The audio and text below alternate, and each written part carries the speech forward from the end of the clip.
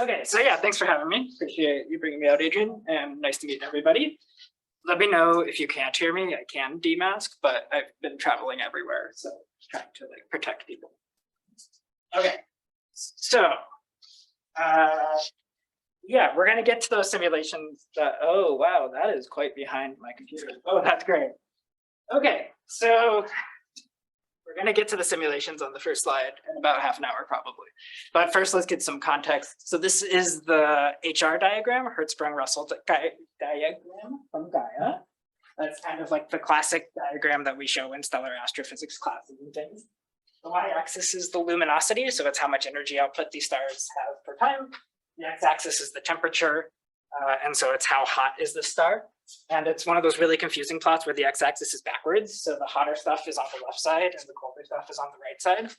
But what that means is stars on the left are blue, stars on the right are red. And so there's this big population of stars. The color on this diagram is like the density of stars in the sample that we observe. So the red, there's a lot of stars that have that color and luminosity. White, there's none. So there's this main sequence in the middle of this plot that spans from the bottom right corner of it to the upper left corner of it. And this is where most stars spend most of their life.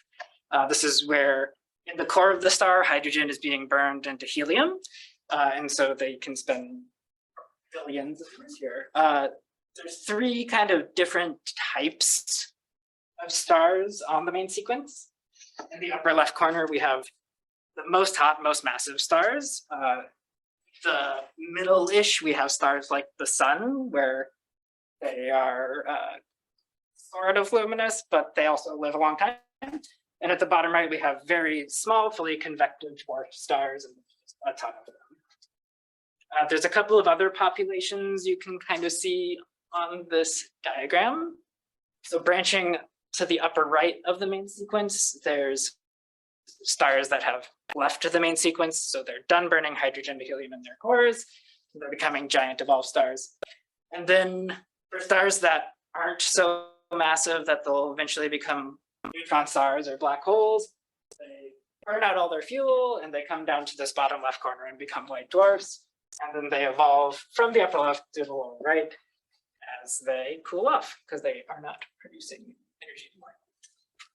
So I've been thinking about these massive stars a lot recently. There's a lot of reasons why they're interesting for astrophysicists, and I'll just say a couple of them really quickly. One of them is that these stars are important sources of really high energy radiation, and this radiation has important effects on the interstellar medium around the star. So here's some simulations. I don't exactly know what all the ingredients were in these simulations, but the top panel is basically like a density plot. The bottom panel is a temperature plot. And there's a massive star in the middle spitting out a bunch of ionizing radiation. And so you can see that it's kind of a top plot sweeping out the interstellar medium in a bubble around the star. So this has important consequences in the environments in which these stars are born, because if you sweep out all of this material, there's no more material left for new stars to be born from. So this can regulate the star formation process. And you can see in both of these panels, there's just a whole lot of turbulence involved. And so that can also have interesting effects on the interstellar medium, star formation, etc. This plot is kind of hideous, but so the x-axis is basically how much mass did a star start its life with? The y-axis is the metallicity, so it's at the bottom, it's like a pure hydrogen and helium star, and at the top, it has more like iron and stuff like that. And this is basically saying, what is this star going to end its life as? So low mass stars become white dwarfs. That was that population I showed you earlier. More massive stars become neutron stars. Even more massive stars become black holes, and then there's a instability gap where things don't become black holes, and then you get more black holes.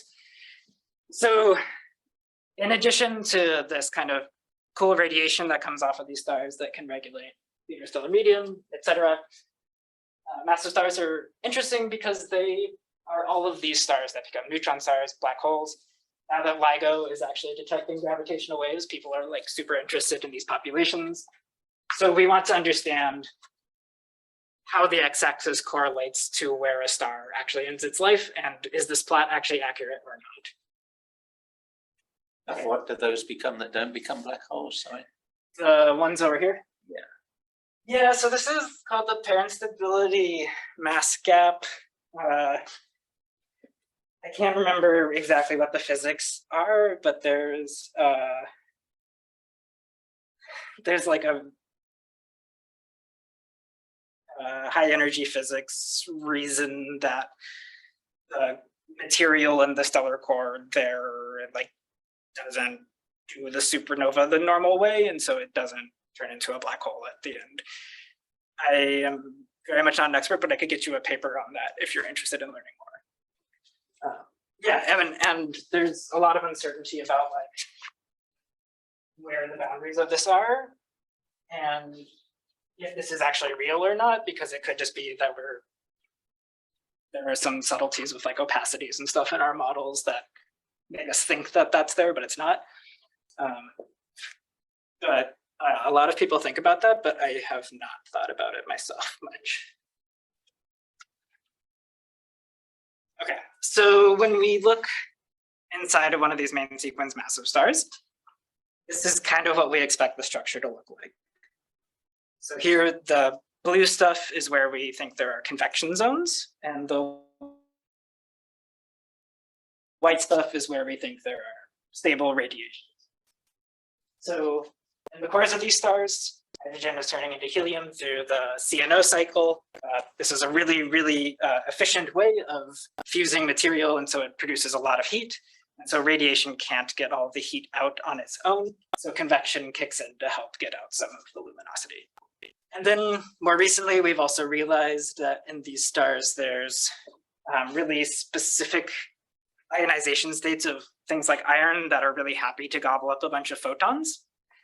And so you hit this like specific temperature and density near the surface of the star where all of your iron is just happy to like have the radiation hit it and heat it up, and then radiation can't get out the energy, and so you need convection there too. So I'm not going to be talking about those outer layers. I'm going to be talking about the core convection zone. And specifically, the question I'm going to be talking about is that while we have models of where the boundary should be, we don't actually know where the boundary of the core convection zone should be from these stars. And there's a few pieces of observational evidence that points us towards this. And we're starting to have an understanding of why this could be from a theory side. So, specifically,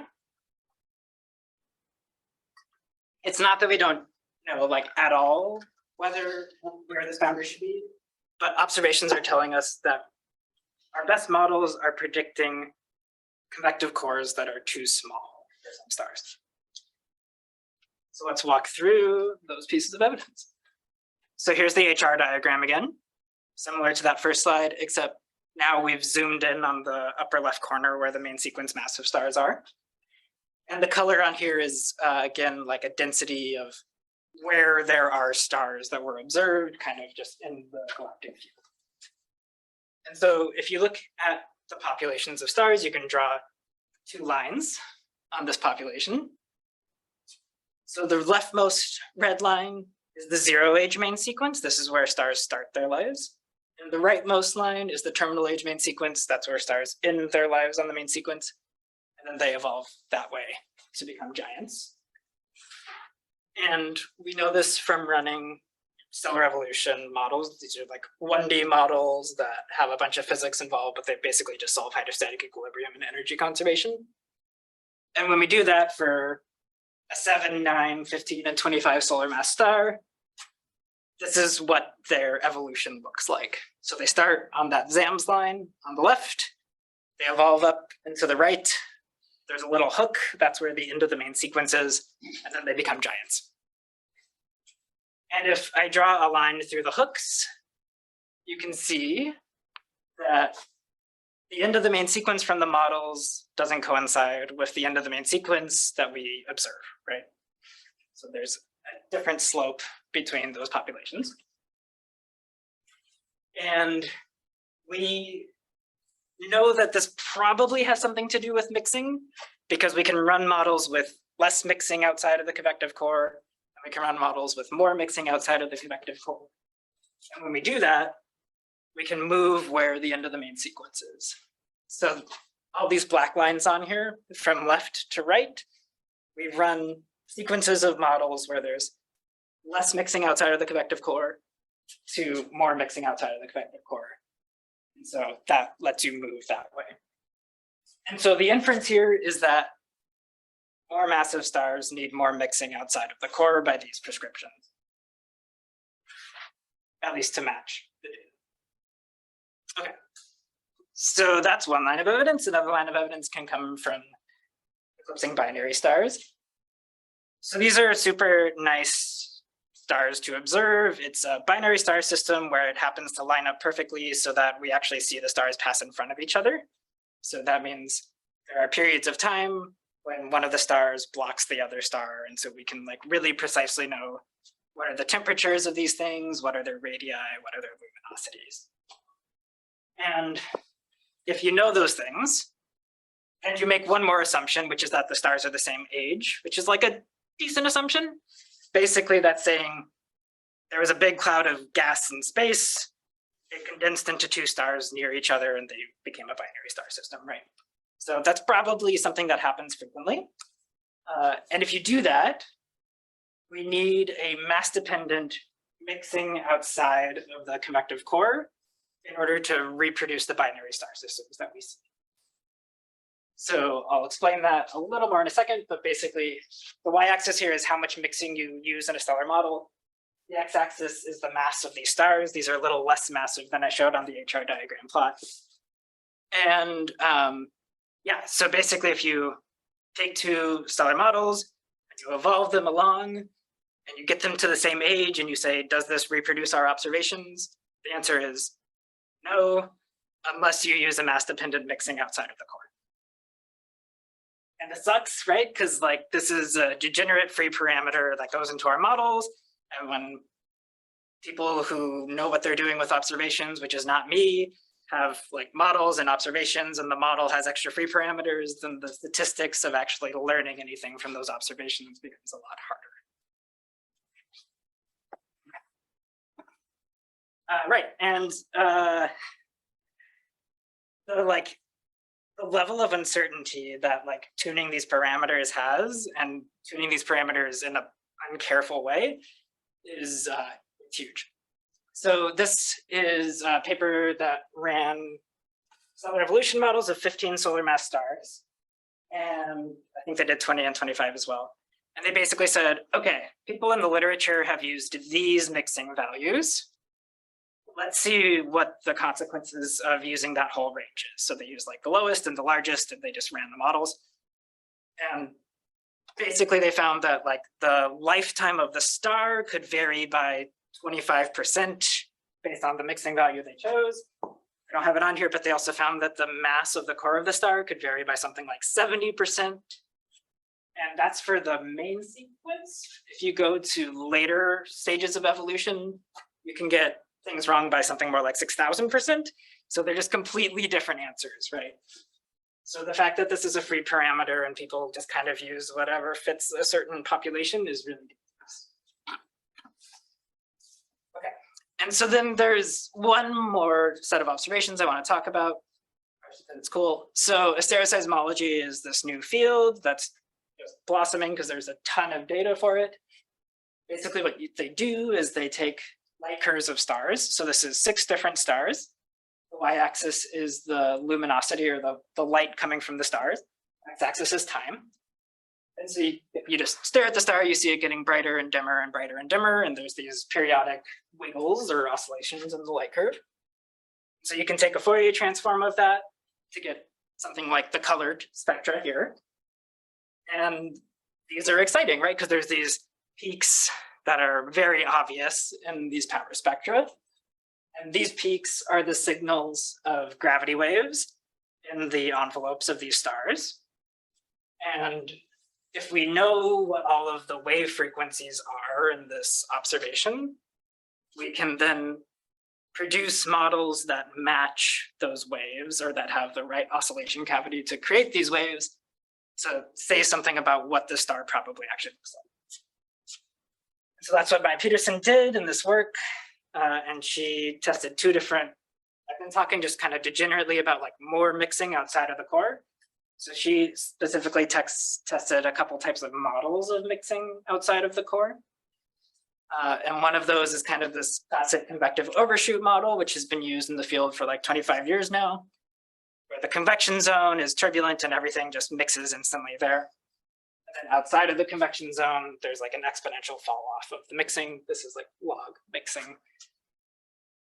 So she used this convective overshoot model, and she also used this convective penetration model, where convection zone's really good at mixing, and then magic happens, and there's a really good amount of mixing outside of the convection zone. And at some point beyond that, it falls off. And it might fall off smoothly, like on the left, or it might just fall off and drop like a rock. And the curious thing is that she found that this model was able to reproduce the waves in the observations better, which is weird. And so we were curious about why this happened. Okay. Oh yeah, and I mentioned that this field is like blossoming, right?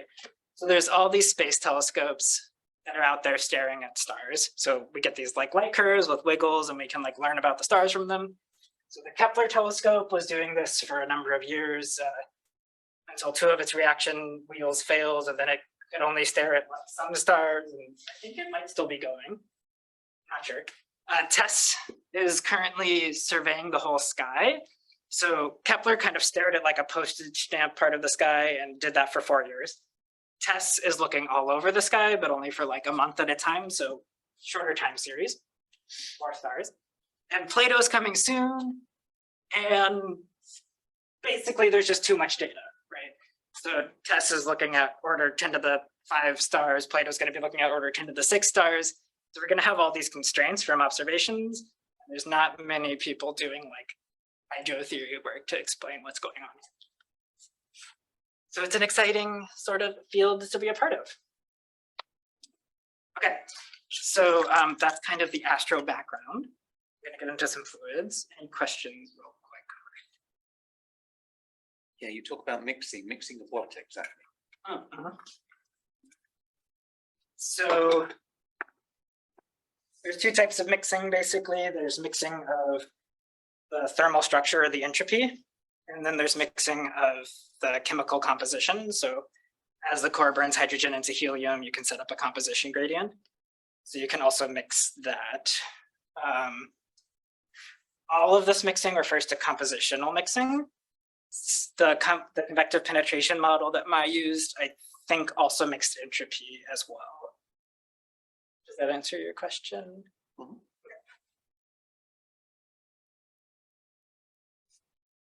Okay, so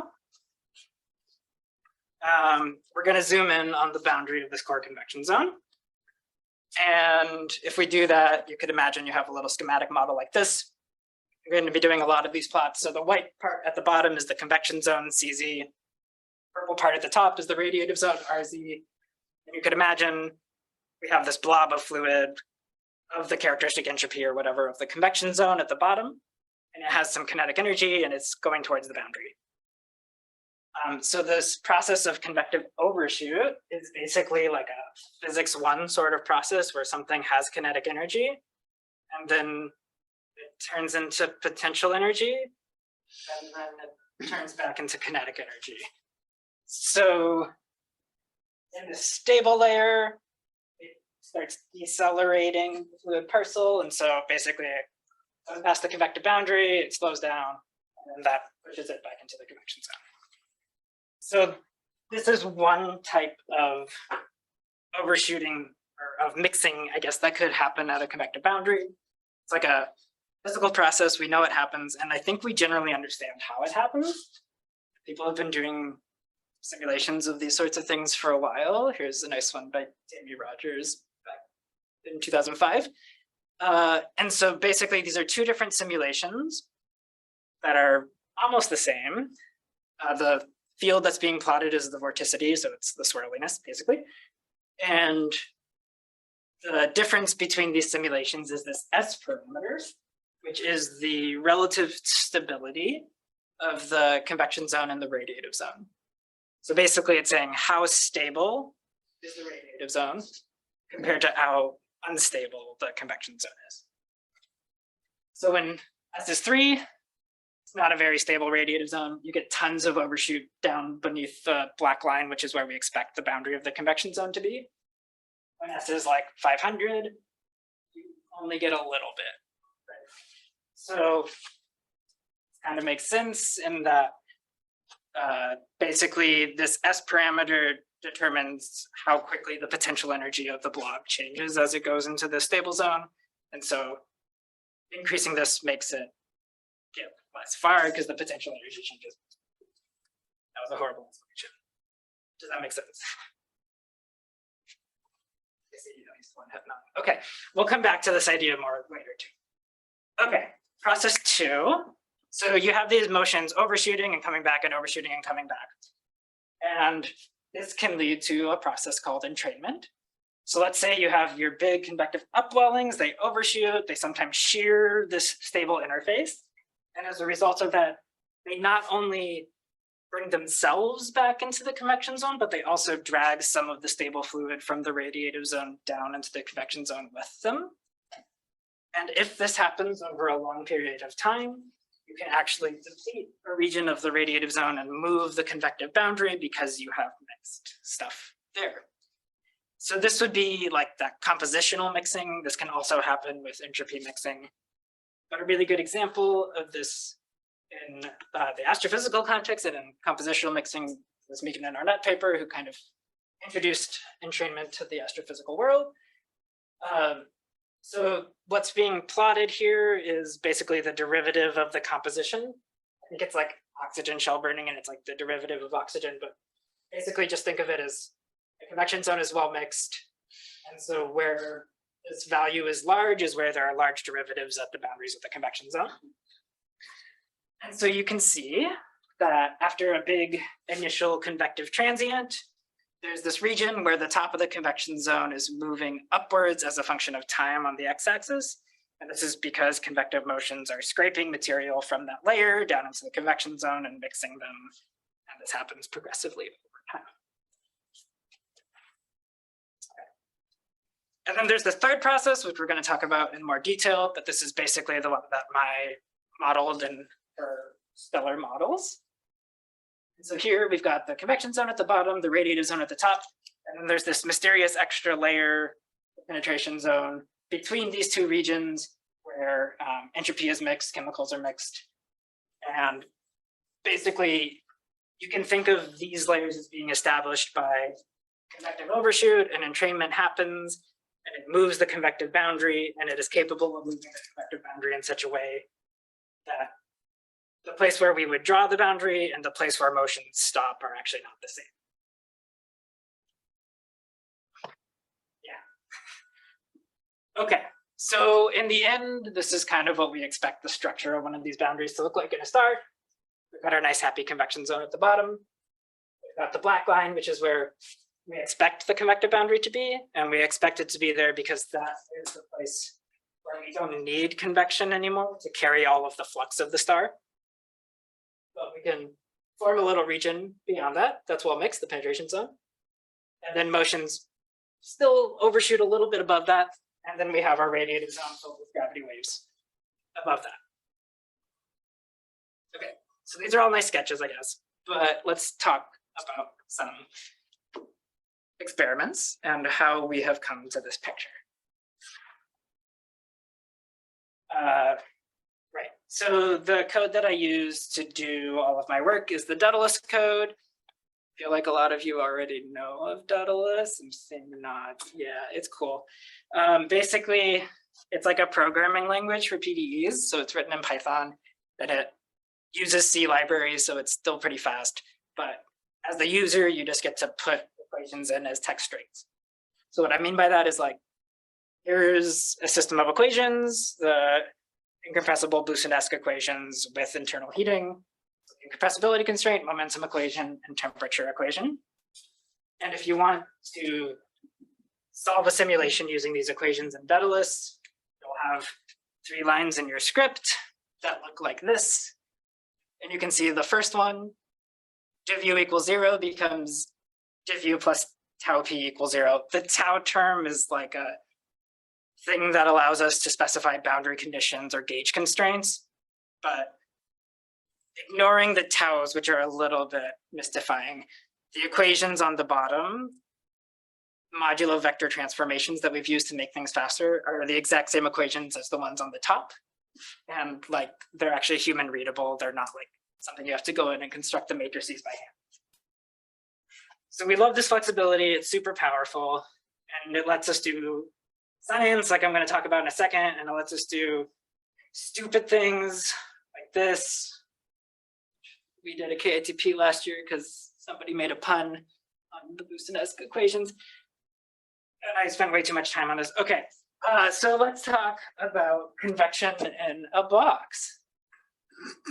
This is a problem people have been thinking about for a while, right? On the left-hand side, we have the vertical velocity. On the right-hand side, we have the temperature anomaly scaled in such a way that you can see it at all heights. So there's these broad orange upflows, purple downflows, and if you kind of do like a correlation by eye, the upflows are hot and red, the downflows are cold and blue. And this is a vertical slice through a 3D simulation. And so we took this simulation and we tried to make it more like a star by adding conductivity or an opacity basically that varies with height, such that there's a radiative convective boundary in the middle of the simulation. And then we ran this thing for a really long time, and we saw basically exactly what Maya was using in stars. So let's talk about this for a sec. The dashed horizontal line is the place where we expected the convective boundary to be, because that's the place where the conduction was large enough to carry all of the flux. The solid horizontal line is where we actually see the entropy gradient or the temperature gradient stop being mixed to the adiabatic. So like in terms of stability, that's where the end of the convection zone is. And then there's this weird region between those two lines. And you can see that the velocity field doesn't look any different from the convection zone, right? The velocities just go into it, come out of it. It just looks like an extension of the convection zone. But you can see over here that the hot upflow turns cold, and the downflows actually start off hot before they cool by going through there. So that's kind of weird. And we'll come back to why that happens. But yeah, so we saw this, and then we wanted to understand what was going on. So back to some nice sketches. Okay, so there's this grad thing that you can basically just think of it as the temperature gradient if you're like used to Busanesque, but it's like d log t, d log p, and stellar people use it everywhere, and so I've been abused into using it now. Okay, so grad is like the stability as a function of height or radius. And if we have a 2-layer system with convection zone on the bottom and radiative zone on the top, this is what these grad profiles would look like. So these grad profiles, grad add, the blue line, is the value the stratification would take, or the temperature gradient that you would get for a perfectly stable system, an adiabatic system.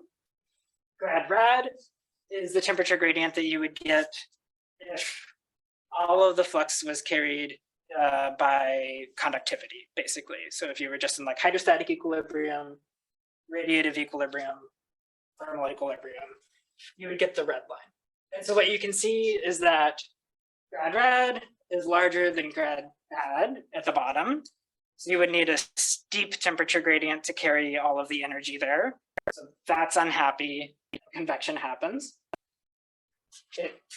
Grad rad is less than grad add up here. So you would need a shallow temperature gradient to carry all the flux. So there, the star would be happy to follow grad rad.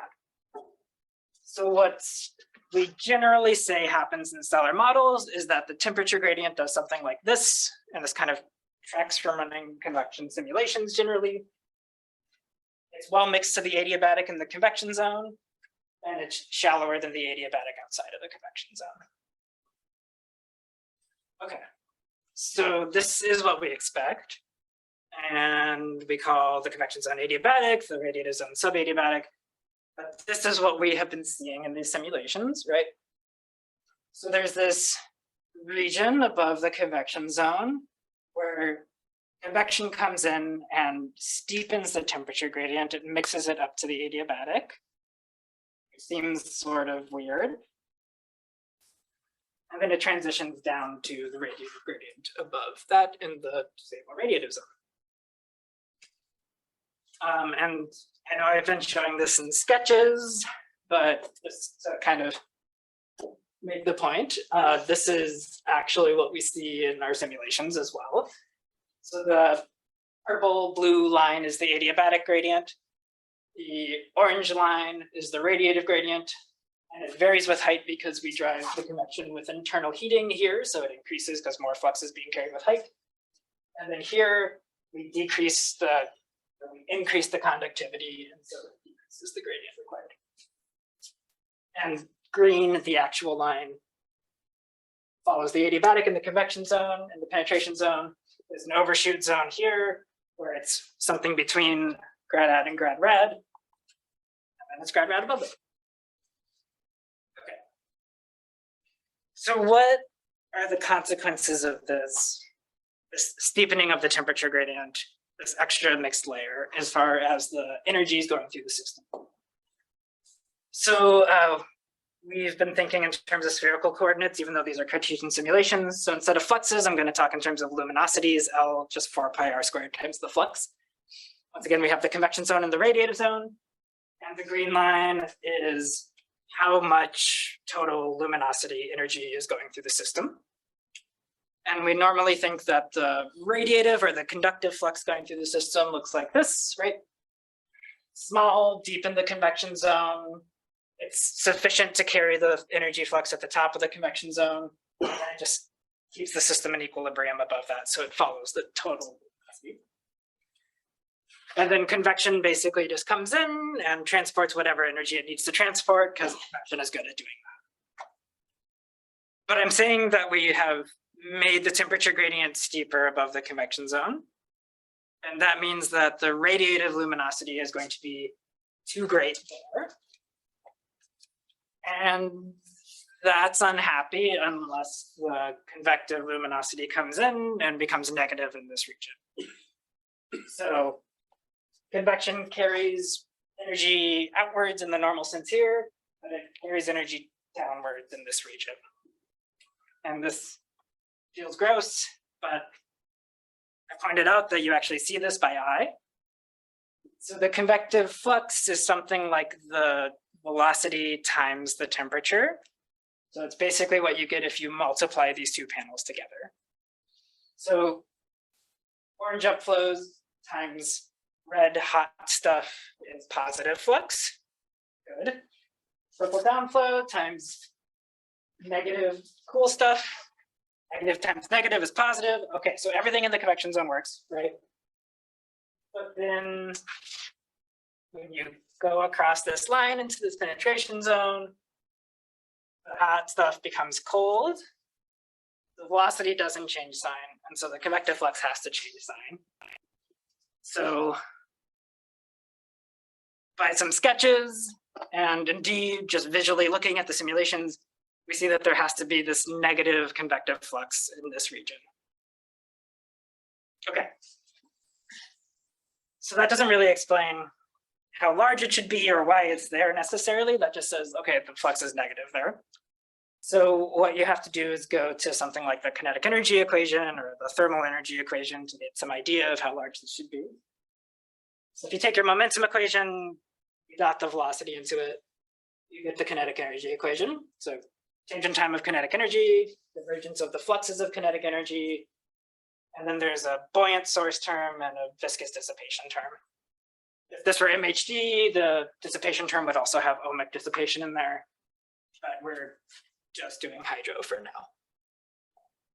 Okay, so let's take the volume average of this equation. So now we're integrating over the convection zone and the penetration zone. So we're just integrating over all the region where there's appreciable motions. And then let's assume that the convection is in some sort of saturated time stationary state. So the kinetic energy is not really changing that much as a function of time. So we neglect that first term. I said that we were integrating over the whole convecting region where there's all the motions, and all of these fluxes in that second term are proportional to the velocity, but there's not really any velocity outside of the convection zone and the penetration zone. So that term can be neglected as well because it's just a surface term. And so we're left with this kind of classic result that shows up all the time in things like Rayleigh-Benard convection, which is that your buoyant work balances out your viscous dissipation. And the buoyant work here, I put like a squiggles equals. In our Boussinesq equations, it's exactly equal to the convective flux, the convective luminosity. This thing is positive in the convection zone, it's negative in the penetration zone like we saw. And so we can take that integral constraint and rearrange it so that all the terms are positive. So the convective flux in the convection zone is positive. The convective flux in the penetration zone is negative, but we subtracted it from both sides. So negative times negative is positive. And then dissipation is greater than or equal to 0, just like by definition. And so this argument popped up in, I think, the 70s to 80s and the stellar literature, and people basically said, okay, this term is 0. Let's just like hope that that happens. And then you can see that the only way to balance these two terms is to have a large penetration zone so that you get a large area where there's negative convective flux to balance out this large area where there's positive convective flux. Now, unfortunately, nature is not that nice to us. So if we imagine that the convection zone in this buoyant work is our engine or it's our pie, and it's producing some sort of amount of energy, then the other two terms on the right-hand side also have to equal 1 pi. And we think that the dissipation is actually most of that pi, but that leaves some of the pi for making this little extra zone where the flux is negative. So our idea for now is that we can calibrate this constraint and figure out how much of the pi is taken up by the dissipation, so we can figure out how much is left for making this zone. And when we do that, so the first two terms you just get from like how much flux is being carried in different places based on adiabatic gradients. The last term is calibrated.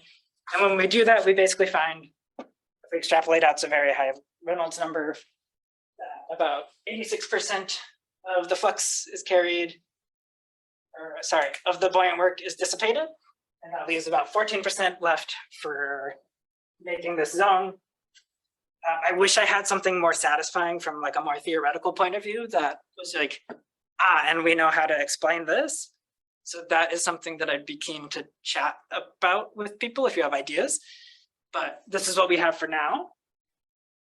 And if we take this small but non-zero budget, and I'm gonna skip over this, and we put it back into these observations I mentioned earlier. So we put our Boussinesq integral constraint that we calibrated on our simulations and compare it to actual stellar models of massive stars and just throw the Boussinesq constraint at them, we get a line like this, right? So it's not perfect. It doesn't match the observations perfectly. It matches pretty well over here on the left side. And it does reproduce this trend of increasing with stellar mass, which is good. And there are error bars on these data points that I'm not showing. But we learned after doing this that actually these very low mass stars to the left of this vertical line I've drawn, like their cores are basically perfectly Boussinesq. Less than 1 density scale height across them, Mach numbers like 10 to the -4 to -5. So actually we think what we did there is fairly valid, other than the fact that it's in the wrong geometry. But we still have some work to do on the right side, right? We've got to add density stratification there. We've got to go to the right geometry. We've got to add MHD and actually get ohmic dissipation. That's a really bad approximation to make for stars, so neglect that. But the upshot of that is that we generally understand why these things are increasing with height, and it just comes from this integral constraint where you have this negative convective luminosity happening in this extra zone, and it makes up some amount of the work budget that comes out of the convection zone. Okay. I can stop here, or I can do like a 5-minute preview on waves, or I can answer questions. Any questions at this stage? Oh, should we move on? I have a question. Yeah. I was wondering, you have radiation on top of convection, right? Is there any work done switching the two around? Yeah, so there's a lot because that's like the sun, right? Yeah. So yeah, there the Booth-Nesk approximation is like terrible because the sun has like 14 density scale heights in its convection zone. There has been a lot of work doing this, and maybe I shouldn't have skipped past those slides that I skipped past there.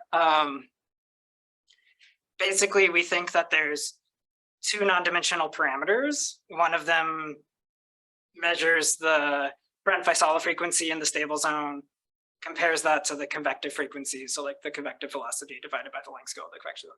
Right, so that's one parameter, is like how do those timescales compare? And there's another parameter that's like, what is grad minus grad rad in the two zones? And a lot of the work that's been done has made those parameters the same. They've been tied together, but in stars, they're very much not tied together. So these penetration zones haven't been seen much in those work, but it's because of a part of parameter space they're in. So we're keen to study that one. Yeah, so you think that it's like, because obviously I'm thinking about the tachocline, whether it's like an equivalent to like this penetration zone that you have. Yeah. You think that they're like different, or do you think it's like the tachocline is a form of penetration zone? So Yeah, so I don't know if all of the things that are happening at the tachocline are because like there's penetration, but there is this like observed sound speed glitch at the base of the solar convection zone. And if you have a small penetration zone there, it explains that sound speed glitch. Now the problem is that this explanation for this is like integral constraint over the whole convection zone, right? And so for the sun, that includes the surface optically thin layer all the way down to the tachocline. And so there's a lot of uncertainty in how to handle that properly. But I do think there is a little one down there. Yeah. Any other questions, Steve? Can I just ask about your formulation? So you have a convective zone and you have a stable zone, and presumably you enforce that in the Booth-Nesk approximation by having a Prandtl number that's a function of arcs or something? Yeah, so we have a varying, so we basically have split up the kx equals 0 background term that tells it how much flux has to be carried as a function of height from the other modes. So kx, anything non-zero, has like a given Reynolds number and Prandtl number based on like a Rayleigh number. Kx equals 0 has a height varying radiative conductivity that determines how much. So that really is fixed in your model. It's a function of height. That's fixed as a function of height. Of temperature. That's right. Yeah. Okay. Yeah, that's another thing we want to fix, right? Because that certainly there will be nonlinear feedback. This boundary will move. Yeah. Thank you. Can I ask about this 86%? Yeah, That's from your simulation. that's from our simulations. But is that from a bunch of simulations of different Rayleigh numbers? Yes. It's always 86%. No. So there's a trend towards, there's like a saturating trend that we see as we go to higher Rayleigh number. And so we extrapolated into the high Rayleigh number regime to get that 86%. It's lower than that number, I believe, a lower Rayleigh number. Except for the very, very laminar cases, there's like a turnover of the behavior. I think it's like very highly dissipative when it's very laminar because it's just diffusive. And then it dips down and then it kind of comes up and saturates. And talking of Prandtl numbers, what are the Prandtl numbers in your At least setup? we used one, we might have used a half. Okay, so these are quite large in some sense. That's right. Yeah, astrophysical 10 to the minus 6. So yeah, very large compared to the real That system. will affect your 86%. I assume it will. Yeah. At the same time, I don't know, right? So the amount of dissipation that happens is set by the large scale convective flows that are injecting the energy into the turbulent cascade. I don't know how different those are going to be at Prandtl 1 compared to Prandtl 10 to the minus 6 when the Rayleigh numbers like 10 to the 30 like they are in these convection zones. There's just so many extreme parameters. I don't know which the right one is to try to break up. We can maybe move on to your final bit if you want to talk about the next thing. Just in because I think we might have to be out of the room slightly after 4. Yeah, I'll just do like the I have loads of questions I can ask afterwards, but I'll hold off on mine. okay, I'll do the like really quick. I'm not even going to get into this observational. Okay, so basically I talked about how there's these waves we can observe in massive stars, and they like let us understand what's going on inside of them. Well, it turns out as you go to even more massive stars, the envelopes of those stars become diffusive, like really diffusive, and that messes with our ability to see waves. And so there's some recent observations. So that's another one of those wiggly light curves and a transform. And here you don't see those like nice peaks like I showed you earlier, right? But they do see this red noise signal where the instrument noise floor is the blue line. So there's some sort of flat, low frequency signal that's above that instrument noise floor. And they looked at like 114 of these hot massive stars, and they saw the signal in 111 of them. So it's some sort of ubiquitous signal that's happening in these stars. Now, there's some claims that this is from gravity waves, but that is kind of confusing from a theoretical point of view, because this is what we would sort of expect the signal of gravity waves to look like from the core. So what's going on here? The black line is this red noise signal I just showed you. So it's kind of flat as a function of frequency at low frequencies. And then this red line and this yellow line are two different theoretical predictions of what you get if you just assume that the surface signal is a combination of linear waves that have been forced at the convective boundary. And so you can see that these theoretical predictions include strong peaks, which are not really obvious in the observed spectrum. And they also include this sharp cutoff at very low frequencies. And this comes from the fact that these stars are very diffusive in the envelope. So the fact that there's these disagreements makes it like, well, maybe they're waves, but if they are, we don't understand what they're doing. And maybe that means that these red noise is a signal of those like iron convection zones close to the surface that I showed you earlier. So what we're doing is we're studying using the new fancy spherical Daedalus things, some models of massive stars to try to understand those lines I showed you, those theory lines. Those had been done like analytically. Daniel has proven that they work in 2D Cartesian. And so now we're doing the honest thing and showing hopefully that they work in 3D spherical models. So this is a simulation, I think this is anelastic, of a 40 solar mass star. What that means is we got the density profile and the Brent-Faisallo profile out of a 40 solar mass MESA model. And we use that to construct like a hydrostatic equilibrium background state. So two basic things happening here. Large core convection zone. There's a big dipole. This hits the stable radiative zone and excites all these gravity waves. The color you're seeing is entropy. It's scaled in such a way so that you can see it at all radii. Otherwise, you would mostly just see the radiative convective boundary where the waves are being excited. That's like the highest entropy perturbation region. Okay. And so we're running two types of these simulations. And one of them, we're putting a damping layer in the outer part of the star so that waves are excited in the convection zone, they travel outwards and they get damped. And this lets us measure like the true sound of the waves being generated by the convection. So we measure the waves here, we're We're just measuring what the convection launched at us. And then we're also running simulations where we don't have that damping layer. So we're just basically running the star. So the waves are allowed to bounce and reflect and set up standing modes inside of this wave cavity as a function of time.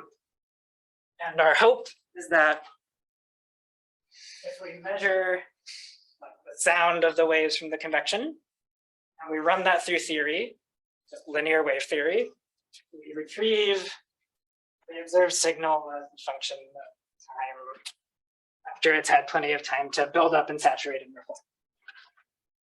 And punchline, I'm almost out of time, that it works pretty well. And I think there's some bugs in my code, more so than bugs in the theory left over. So what are you seeing here? So this is just the waves at one spherical harmonic degree, L equals 1. We can make a similar plot for the other L's. The yellow line is the observed power in the entropy spectrum at the surface of the star. And you can see that there's these sharp peaks that correspond to the eigenfrequencies of the gravity modes in the system. And then the black line, we've basically done an eigenvalue solve. We've gotten all of the eigenmodes and eigenfrequencies of the model. And we've constructed basically what would the response of all of those modes be at the surface if you forced them at the convective boundary, given like the true sound of the convection simulations. And so we put them on the same plot with no fudge factors, and this is what we get. It works pretty well. There's some sort of problem with the slope of the frequency, right? It's like a little too low here and it's a little too high there. So I still have to look into that and see if that's a bug in my code or if it's something we don't understand. But so far, everything that Daniel Leconnet did in his 2019 and 2021 papers and Cartesian and analytically seems to work for 3D fully compressible simulations. So linear waves are linear waves. Okay, I'll stop there. Okay. Thanks everybody for your time.